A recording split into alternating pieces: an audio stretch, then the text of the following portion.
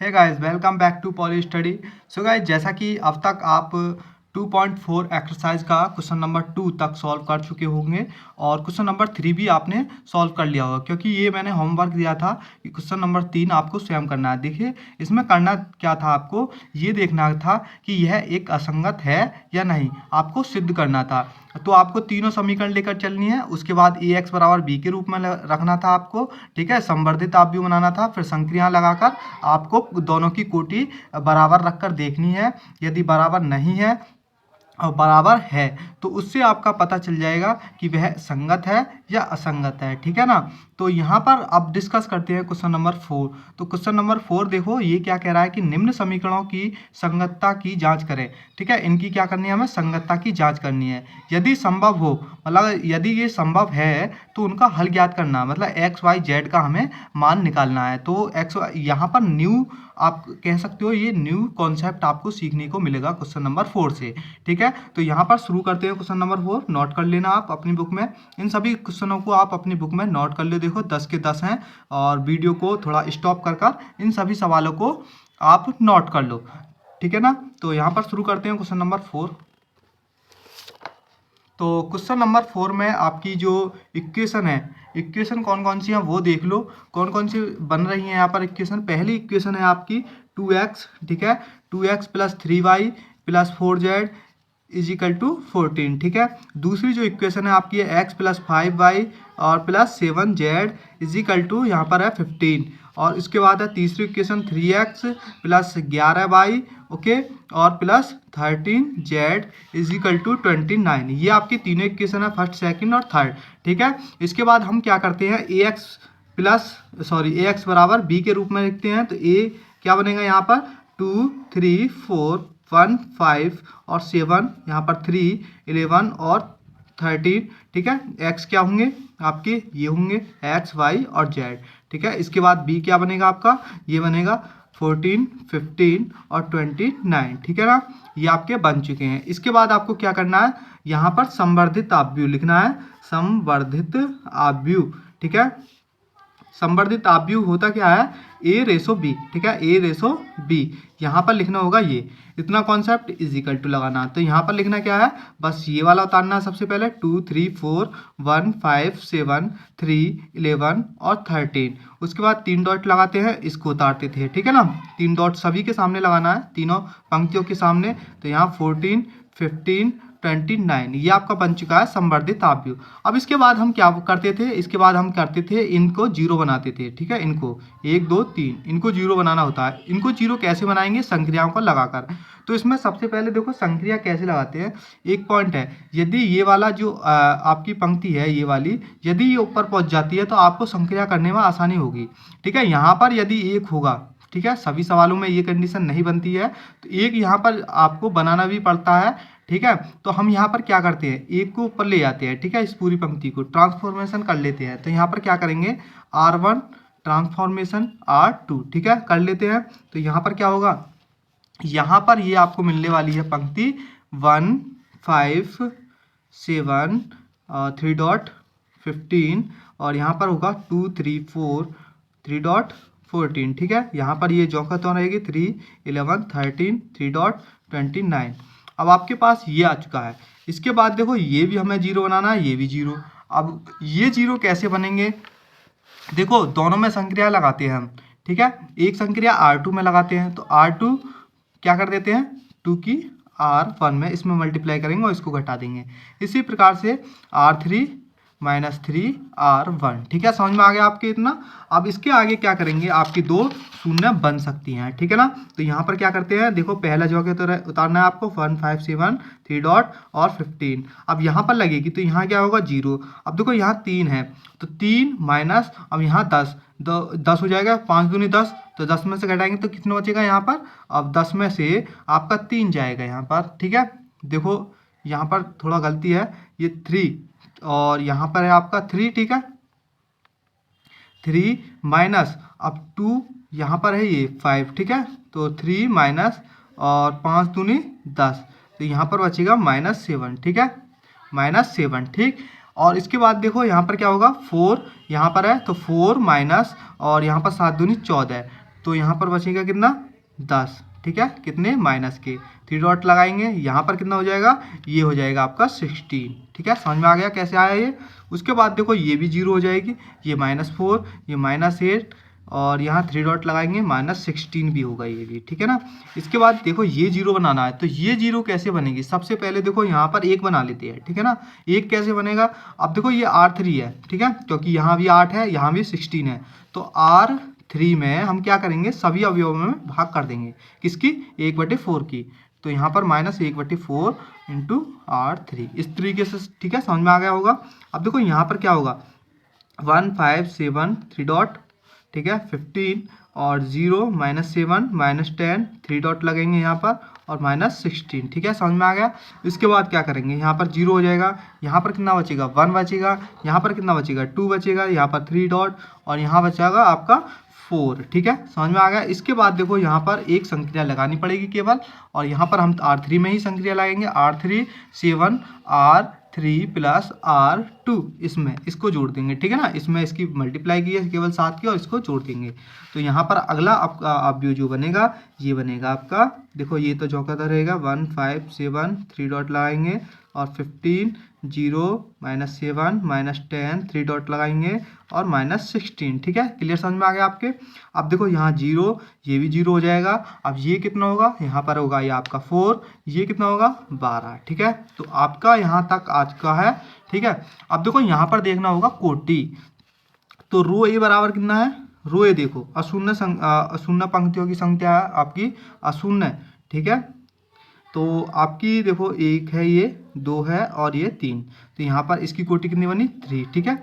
Row A B की देखो अब आप, ठीक है, रो ए रेशो बी की देखो, तो यहाँ पर होगा आपकी 1 पूरी 2 और 3, इसकी हमेशा 3 ही रहती है शायद, ठीक है, तो यहाँ पर 3 3 दोनों की बराबर है, तो दोनों की बराबर है, तो यहाँ पर ये क्या है, समीकरण जो दिए गए हैं ये संगत हैं, इसकी जांच हो गई। यदि उसने बोला था कि यदि ये संभव है तो उनका हल ज्ञात करना है, एक्स वाई जेड का हल निकालना है, तो एक्स वाई जेड का मान कैसे निकालते हैं वो देखो, तो यहाँ पर हमें क्या करना होता है, ये जो पूरा है इसको उतार लेते हैं यहाँ से, ठीक है ना, यहाँ पर, ठीक, लास्ट जो डिजिट है आपकी, जो लास्ट आपका आप भी मिला है आपके पास, तो यहाँ पर मैं लिखता हूँ, देखो यहाँ पर ये इस प्रकार से थोड़ा सा और पेज निकाल लेता हूँ यहाँ पर, ठीक है, दिख रहा होगा अच्छे से आपको, ठीक है। तो यहाँ पर हमें क्या करना होगा, देखो यहाँ पर हमें करना केवल इतना है कि आगे कि यहाँ पर हमें लिखना होगा ये वाला पीरियड, ठीक है ना, 1 5 7 0 -7 -10 और 0 0 4, ठीक है, ये किसके स्थान पर है, ए के स्थान पर। अब एक्स के स्थान पर हम क्या लिखते थे, एक्स वाई और जेड, ठीक है, इतना लिखते थे। इसके बाद हम बी के स्थान पर क्या लिखते थे, बी के स्थान पर जो पहले क्वेश्चन में दिया था, लेकिन यहाँ पर हमारा आ चुका है ये, यहीं से ही हमें हल निकालना है, तो यहाँ पर हमें लिखना होगा 15 16 और 12, ठीक है, समझ में आ गया इतना। इसके हल निकालते हैं हम। अब हल निकालने का क्या तरीका है, देखो यहाँ पर क्या है, इसकी इसमें गुणा करो, ठीक है, पहली वाली पंक्ति में, तो यहाँ पर कितना होगा 1x, ठीक है, उसके बाद यहाँ पर इसमें करते हैं 5y, ठीक है, 5y प्लस 7, ठीक है, 7 क्या होगा यहाँ पर z होगा, ठीक है, समझ में आ गया, मतलब रो बाई कॉलम, ठीक है ना, इस प्रकार से ही हम गुणा कर कर आए हैं, पीछे भी हमने पढ़ी है। इसको समीकरण फर्स्ट बना लेते हैं। इसके बाद देखो इसका तो कार्यक्रम समाप्त हो चुका है, इसको मैं हटा देता हूँ, ठीक है ना। अब इसके बाद हमें क्या करनी है कि दूसरे वाले में करनी है, ठीक है, दूसरे वाले में कर लेते हैं। तो दूसरे वाले में क्या बनेगा, देखो ये तो 0 हो जाएगा, ठीक है, इसकी करेंगे तो डायरेक्ट ही मैं लिख देता हूँ यहाँ पर -7y -10 z इजिकल टू -16, इसको समीकरण नंबर सेकंड मान लेते हैं। और उसके बाद देखो यहाँ पर क्या करना होगा, इसी प्रकार से ये दोनों 0 हो जाएंगे, तो यहाँ पर 4z बराबर 12, तो z का जो मान आएगा कितना आएगा आपका 3, ठीक है, समझ में आ गया आपके, यहाँ पर 3 आएगा। अब इसी प्रकार से यदि आप इसमें, ठीक है, इस वाले समीकरण में रख लो तो y का जो मान आएगा कितना आएगा, यहाँ पर जब आप इसमें रखोगे समीकरण सेकंड से, ठीक है, समीकरण सेकंड में z का मान इतना लिखना है आपको, समीकरण सेकंड में z का मान रखने पर, तो यहाँ पर कितना होगा -7y, इसको यहाँ पर कितना होगा -16, ये प्लस 10 × 3, तो 30 में से इसको घटाओ 16, तो यहाँ पर कितना बचेगा 14, ठीक है, और ये आपका है -7y। तो यहाँ पर y का मान कितना आएगा -2। क्लियर, समझ में आ गया। अब देखो दोनों आ चुके हैं तो इसको इसमें समीकरण फर्स्ट में रख दो। तो समीकरण फर्स्ट में, ठीक है, फर्स्ट से, ठीक है, यहाँ पर मैं इतना लिख रहा हूँ। तो आपको लिखना है समीकरण फर्स्ट में y और z का मान रखने पर, ठीक है। इसके बाद देखो यहाँ पर हम रखते हैं तो यहाँ पर कितना आएगा, देखो ये कितना होगा, x minus 10 plus 21 is equal to 15। तो यहाँ पर कितना होगा, ये इसमें से इसको घटाओगे तो x प्लस 11 बराबर 15। तो x का मान आपका कितना आएगा, यहाँ पर आएगा आपका मान 4, ठीक है। ये आ चुके हैं तीनों मान। और देखो आपके यहाँ पर उत्तर माला में भी देख सकते हो और यहाँ पर भी उसने दिखाया x बराबर 4, y बराबर -2, z बराबर 3 संगत है। तो अब क्वेश्चन नंबर 5 को देख लो, नोट कर लो, इसको बताता हूँ मैं आपको। ओके,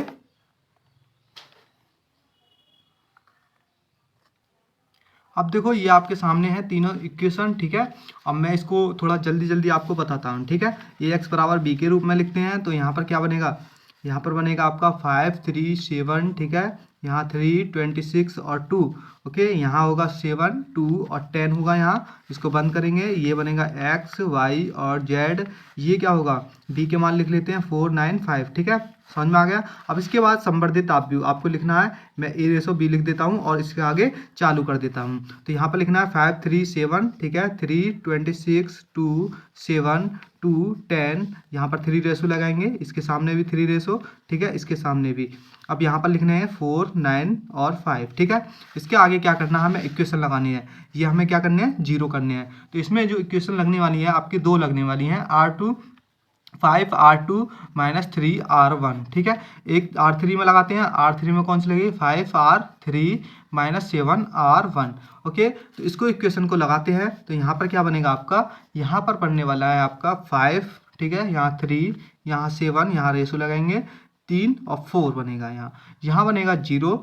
ये कितना होगा 121, ओके। यहाँ होगा -11, ठीक। ये कितना होगा 33, ठीक है। यहाँ बचेगा 33 आपका, यहाँ 0 बचेगा।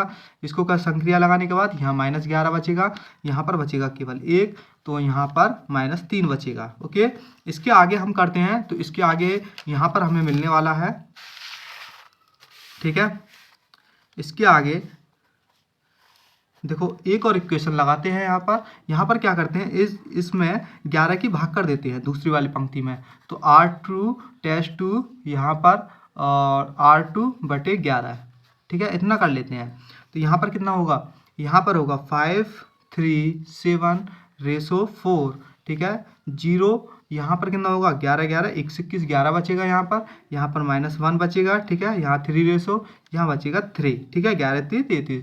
यहाँ 0 -11 बचेगा, यहाँ कितना बचेगा 1, यहाँ रेशो लगाएंगे 3 और यहाँ -3, ठीक है। इतना समझ में आ गया। इसके बाद देखो इक्वेशन लगा लेते हैं। यहाँ पर ये बनाना है तो इन दोनों को जोड़ देते हैं। तो R3 -2 R3 + R2, ठीक, समझ में आ गया।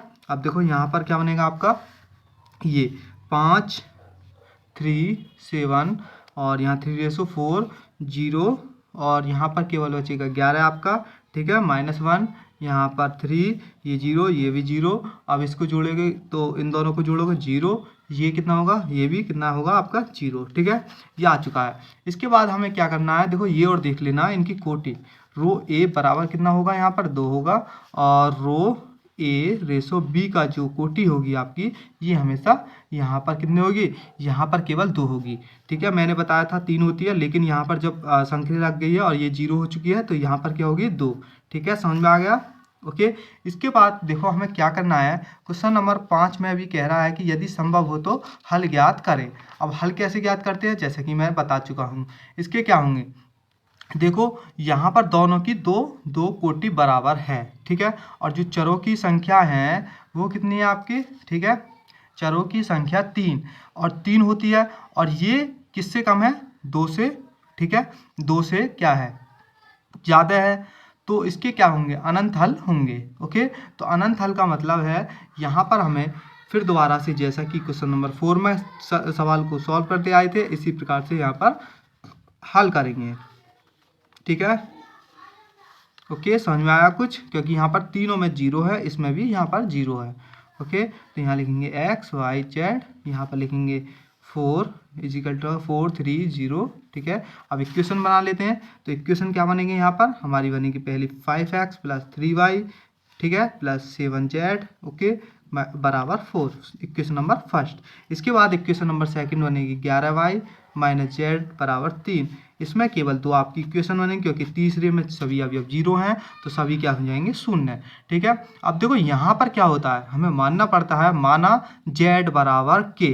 यहाँ पर हम मानेंगे कि देखो यहाँ से क्या होगा, यहाँ से देखो हम क्या करेंगे, अब माना यहाँ पर लिख देते हैं सबसे पहले, माना z बराबर k। यहाँ पर जब इसके जो हल हैं अनंत, तब हमें जब ये तीनों शून्य आ जाए ना और इसमें भी शून्य हो तो आपको z बराबर k मानना पड़ेगा, ठीक है ना। तो यहाँ पर क्या है, माना z बराबर k। तो अब क्या करना है आपको, तो यहाँ पर इक्वेशन नंबर सेकंड से आपको क्या करना है, बाई का मान निकाल लो। तो यहाँ पर क्या होगा 3, ठीक है, z बराबर k रखेंगे तो 3 प्लस k अपॉन 11, ठीक है। यहाँ पर आपका y का मान आ चुका है। अब इसके बाद क्या करना है आपको, ठीक है, इसके बाद हमें करना है, इसका मान निकालना है, किसका, अब निकालना है हमें x का। तो x का मान कैसे निकालना है, अब समीकरण फर्स्ट से चलेंगे। तो समीकरण फर्स्ट क्या थी हमारी, समीकरण फर्स्ट देखो, समीकरण फर्स्ट आपके सामने है, ये 5x, ठीक है, आपको अच्छे से चमक रहा होगा, 5x और प्लस 3y 7z, ठीक है, ये है आपकी।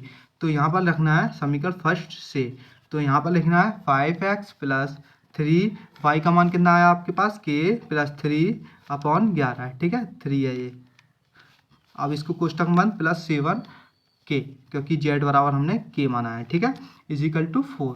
अब देखो यहाँ पर इसकी 11 की भाग कर देते हैं सभी जगह, 55 हो जाएगा ये, 55x, ठीक है, प्लस 3k प्लस 9 प्लस यहाँ पर कितना होगा 11 सत्ते 77k इज इक्वल टू ये 44, ठीक है, समझ में आ गया इतना। इसके बाद इसको हटा देते हैं। अब देखो इसके बाद क्या करना है, यहाँ पर अब थोड़ा सा सॉल्यूशन करना है। तो यहाँ पर कितना होगा 5x मतलब 55x प्लस 80k, ठीक है, प्लस 9 इज इक्वल टू 44, ठीक है, समझ में आ गया कैसे किया है मैंने ये। अब okay, 55x is equal to 35 minus 80k, ठीक है, 11x is equal to 7 minus 16k, okay, x बराबर क्या होगा यहाँ पर माइनस 16k प्लस 7 अपॉन 11। तो आपका x का मान आ चुका है ये, ठीक है, और आपकी उत्तरमाला में भी यही मान आपके दिए गए हैं। तो आपको क्वेश्चन नंबर 4 और 5 अच्छे से समझ में आ गया। अब क्वेश्चन नंबर 6 की ओर चलते हैं, क्वेश्चन नंबर 6 की ओर, ठीक है। अब क्वेश्चन नंबर 6 को अच्छे से पढ़ो। k का मान ज्ञात करें जिसके आपके 3 इक्वेशन दे रखी हैं, ये इसका अद्वितीय हल होगा तथा दिखाएं यदि k बराबर -2 तो निकाय असंगत होगा। ये भी हमें दिखाना है, k बराबर -2 रखते हैं तो जो निकाय बनेगा वो क्या बनेगा, असंगत होगा। ये भी हमें चीज़ दिखानी है। तो यहाँ पर हमें क्लियर है कि k का मान जो आएगा वो -2 ही आएगा, ठीक है ना। तो इस सवाल को शुरू करते हैं। आपको एक अच्छा नया कॉन्सेप्ट दिखेगा यहाँ पर क्वेश्चन नंबर 6 में। तो यहाँ पर हमने 3 इक्वेशन लिख ली है। इसके बाद का हमें क्या करना होता है, ax बराबर b के रूप में लिखना होता है। तो यहाँ पर लिख देते हैं, ठीक है, 3 - 1 2 और ये होगा 2 1 3 1 -3 और k, क्योंकि यहाँ पर क्या है k, ठीक है। तो इसके बराबर आपको लिखना है x y z, इसके बराबर लिखना है आपको 1 1 0, ठीक है ना। अब इसके आगे क्या लिखना है आपको, संवर्धित अवयव, ठीक है। तो a रेशो b कितना बनेगा आपका, ये बनेगा 3 - 1 2 और 2 1 3 1 -3 और k, इसके सामने रेशो लगाएंगे 1 3:1 3:0, ठीक है, यहाँ पर। इसके बाद हम क्या करेंगे, देखो इसके बाद हम करेंगे संक्रियाएं। संक्रियाएं कौन कौन सी लगेंगी, सबसे पहले हम क्या कर लेते हैं, इसको ऊपर ले जाते हैं क्योंकि यहाँ पर सबसे पहले 1 होना चाहिए, ठीक है। तो यदि आप इसको हटाओगे 3 से भाग करोगे तो आप पर आगे जो संक्रियाएं लगेंगी वो बहुत हार्ड लगेंगी, आप पर सॉल्यूशन नहीं हो पाएगा, ठीक है। R1 ट्रांसफॉर्मेशन R3 ये अच्छा होता है, यहाँ पर 1 हो जाता है तो, ठीक है। तो इसी प्रकार से हम कर लेते हैं।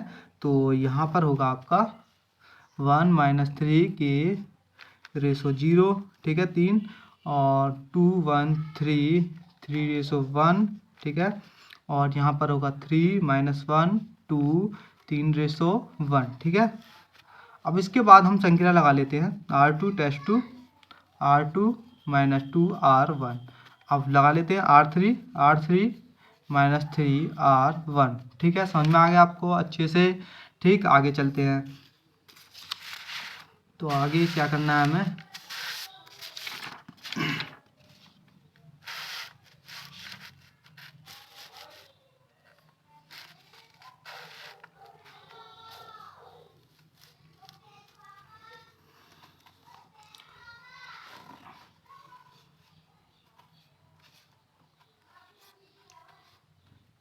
ये 0 हो जाएगी। ठीक है, अब इनमें संक्रिया लगानी है तो ये 0 हो जाएगा और ये 7 यहाँ पर कितना होगा 3 माइनस ये जो है आपका k, 3 माइनस के हो जाएगा, 3 माइनस के। ठीक है, सॉरी 2 की भी हमने मल्टीप्लाई की है तो 3 माइनस 2 हो जाएगा। ओके, तो यहाँ पर रेशो लगाएंगे, ये कितना होगा 1 होगा, ये 0 ये 8, यहाँ पर कितना होगा 2 माइनस 3k। ठीक है, ये होगा और 3:1। ओके, इसके बाद हम एक संक्रिया लगा लेते हैं R3 में। R3 test 2 R3 minus 8/7 R2। ठीक है, 8/7 क्योंकि हमें ये 0 बनाना है। ठीक है, तो हम यहाँ पर क्या करेंगे, इसमें से घटाओगे तो इसमें भाग करोगे तो ये 7 से 7 कट जाएगा और यहाँ 8 में 8 से 8 घटाएंगे 0 बन जाएगा। ठीक है ना, समझ में आ गया होगा आपके।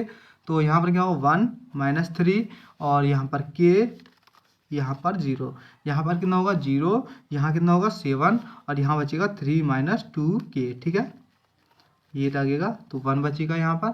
ठीक है, इसके बाद 0, यहाँ पर कितना होगा, यहाँ पर कितना होगा 0।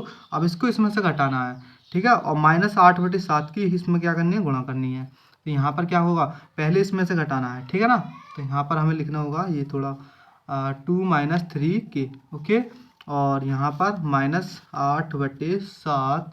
ठीक है, 3 माइनस 2k।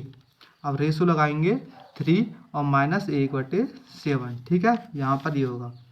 ओके, इसके बाद हमें क्या करना है, इसको थोड़ा सा यहीं पर हल कर मैं बता देता हूँ ये कितना आएगा। देखो यहीं पर हल कर लेते हैं, मेरा तो रफ कर रहा है, आपको अलग करना है। ठीक है, -14 21k, यहाँ पर होगा -24 प्लस 16k और ये कितना हो जाएगा, फिर इसको हल करेंगे तो ये होगा -10 -5k। ओके, ये होगा। ठीक, तो आगे क्या करना है हमें, यही करना है बस, 1 माइनस 3 और k रेशो 0। ठीक है, और यहाँ पर 0 7 और यहाँ पर 3 माइनस 2k और रेशो लगाना है 1। अब देखो 0 0 और -10 -5k। ठीक है, रेशो यहाँ पर कितना आएगा -1/7। ठीक है, तो ये आपका बन चुका है। इसके बाद देखो हमें क्या करना है, k का मान निकालना है। ठीक है ना, और k का मान उसने दिया है k बराबर -2। यदि हम रखते हैं तो इसको रखोगे तो आपका ये असंगत होगा या नहीं। सबसे पहले इसको ले लेते हैं। ठीक है, -10 -5k, तो यहाँ पर क्या होगा 0। ठीक है, तो यहाँ पर क्या होगा 5k बराबर, ठीक 5k बराबर 10 किसमें, माइनस में। ठीक, अब यहाँ पर क्या होगा k बराबर -2, ये तो आ चुका है मान इसका। ओके, इसके बाद यदि आपको ये जो -2 है आप इसमें रखो तो यहाँ पर क्या होगा, यदि आप इसमें रखोगे तो क्या होगा, यहाँ पर 0 हो जाएगा। ठीक है, क्योंकि माइनस प्लस 10 में 10 गया 0, तो जब 0 बन जाएगा तो आप यहाँ पर रो निकालो तो रो ए कितना होगा, रो ए बराबर कितना होगा, अशून्य पंक्तियों की संख्या 2 होगी यहाँ पर, और रो ए बी कितना होगा, रो ए बी क्या होगा, रो ए बी कितना होगा, देखो यहाँ पर रो ए बी आपका होगा 3। ठीक है, 1 2 और 3। ठीक है, ये होगा 3। ठीक, अब देखो यहाँ पर आपको लिखना है रो ए बराबर बराबर है, ठीक है, नहीं यहाँ पर उसने क्या कहा था देखना है एक बार, बराबर नहीं है रो A B A ratio B के। ठीक है, समझ में आ गया आपको। इतना करना है केवल क्वेश्चन नंबर 6 में, और जो क्वेश्चन नंबर 7 है वो आपको स्वयं करना है। यदि नहीं होता है तो मुझे कमेंट में बता सकते हैं, और क्वेश्चन नंबर 9 और 10 भी नहीं होते हैं तो मुझे कमेंट में ज़रूर बताएं, तो मैं अगली वीडियो आपको इन सवालों के साथ लेकर आऊँगा। ठीक है, कमेंट में ज़रूर बताना है। यदि कमेंट नहीं करते हो आप तो मैं आपको इन क्वेश्चनों को नहीं बताऊंगा और मैं समझूंगा आपने ये कर लिए होंगे, और अगली प्रश्नावली स्टार्ट करेंगे। तो मैं यहाँ पर बस आपको लास्ट क्वेश्चन बताने वाला हूँ, क्वेश्चन नंबर 8। ठीक है, इसमें लैम्डा तथा म्यू का वह मान प्राप्त करें जिसके लिए समीकरण दी गई हैं आपको तीनों। ठीक है, फर्स्ट में अद्वितीय हल हो और सेकंड में कोई हल ना हो। ठीक है, ये सवाल निकालते हैं। अब देखो क्वेश्चन नंबर 8 की तीनों इक्वेशन मैंने यहाँ पर लिख दी हैं। ठीक है, यहाँ पर लैम्डा और म्यू का मान ज्ञात करना है। तो सबसे पहले ए एक्स बराबर बी के रूप में हम लिखते हैं, तो ये लिख दिया है आपके सामने। ठीक है, संवर्धित ताप भी मैंने यहाँ पर बना दिया है। उसके बाद मैं यहाँ पर इक्वेशन लगाता हूँ, तो हमें ये पहले जीरो बनाने तीनों। ठीक है, तो R2 और R3 में इक्वेशन लगाते हैं। तो मैंने क्या किया, R2 dash to R2 minus 7/2 और R3 माइनस R1। ठीक है, ये वाली संक्रिया लगाई है। तो अब यहाँ पर क्या करेंगे, इक्वेशन को यहाँ पर अप्लाई करते हैं। तो अप्लाई करते हैं, यहाँ पर क्या होगा 2 3 5। ठीक है, रेशो 9, ये सेम रहेगा। इसके बाद ये जीरो हो जाएगा जब हम इसमें से घटाएंगे। देखो यहाँ पर 7 माइनस, अब देखो यहाँ पर इसमें मल्टीप्लाई करते हैं तो 2 से 2 कट जाएगा तो जीरो बचेगा। क्लियर समझ में आ गया होगा। यहाँ पर कितना बचेगा, 15/2 बचेगा। यहाँ पर आपका बचेगा 39/2। यहाँ पर 3 रेशो लगाएंगे तो ये बचेगा -47/2। आप कर देख सकते हो। ठीक है, अब यहाँ पर कितना बचेगा, यहाँ पर होगा जीरो, ये होगा जीरो, और ये कितना होगा लैम्डा -5। ठीक है, ये यहाँ पर कितना होगा म्यू -9। ठीक, समझ में आ गया आपके। अब देखो यहाँ पर इतना आ चुका है, ये तीनों जीरो। ओके, इसके बाद हमें क्या करना है, उसने 2 सवाल उसमें दिए थे कि ये दोनों हल करने हैं। फर्स्ट में क्या कहा था आपसे, कहा था कि अद्वितीय हल होगा। तो अद्वितीय हल का मतलब है रो ए। ठीक है, रो ए बराबर रो ए रेशो बी। ठीक है, ये तो इसमें क्या करना है, हमें लैम्डा का मान निकालना है। ठीक है, लैम्डा -5 बराबर नहीं है 0 के। ठीक है, तो लैम्डा बराबर 5 बराबर नहीं है 5 के। ठीक है, तो यहाँ पर ये करना है आपको। देखो यहाँ पर आपने एक चीज़ पढ़ी होगी, पीछे मैंने आपको दिखाया होगा कि यहाँ पर एक सवाल है आपका, एग्जाम्पल है क्वेश्चन नंबर 5। ठीक है, उसी की तरीके का है ये क्वेश्चन। ठीक है, तो यहाँ पर पहला जो आपका कॉन्सेप्ट था वो पूरा निकल चुका है। जो पहला था उसने कहा था कि अद्वितीय हल होगा, तो अद्वितीय हल है, तो अद्वितीय हल का मतलब है इस प्रकार से निकालेंगे। दूसरा सेकंड कहा था कि कोई हल ना हो, तो सेकंड कोई हल ना हो, तो उसमें क्या करना है, लैम्डा माइनस, देखो यहाँ पर उसमें लिखना है पहले अद्वितीय हल न हो, तो रो ए यहाँ पर बराबर नहीं है रो ए बी के। ठीक है, ये लिखना है सबसे पहले, क्योंकि रो ए का मान कितना है, अशून्य पंक्तियों की संख्या देखो यहाँ पर 1 2 और 3, और रो ए बी में क्या है 3। ठीक है, तो यहाँ पर क्या है बराबर, लेकिन उसने कहा है कि कोई हल ना हो, तो मतलब ये बराबर नहीं है, हमें इस प्रकार से लिखना होता है। ओके, तो अद्वितीय हल होगा तो हमने यहाँ पर बराबर लिख दिया। ठीक है, लेकिन यहाँ पर क्या है फिर भी हमने लैम्डा का मान बराबर नहीं है 5 के लिख दिया है। ठीक है ना, इस प्रकार से यहाँ पर हम लिखेंगे लैम्डा -5 = 0, तो लैम्डा बराबर नहीं है 5 के। एक तो ये आ गया। अब देखो ये वाला है। ठीक है, यहाँ पर 10 होगा। ठीक, तो यहाँ पर हमें लिखना होगा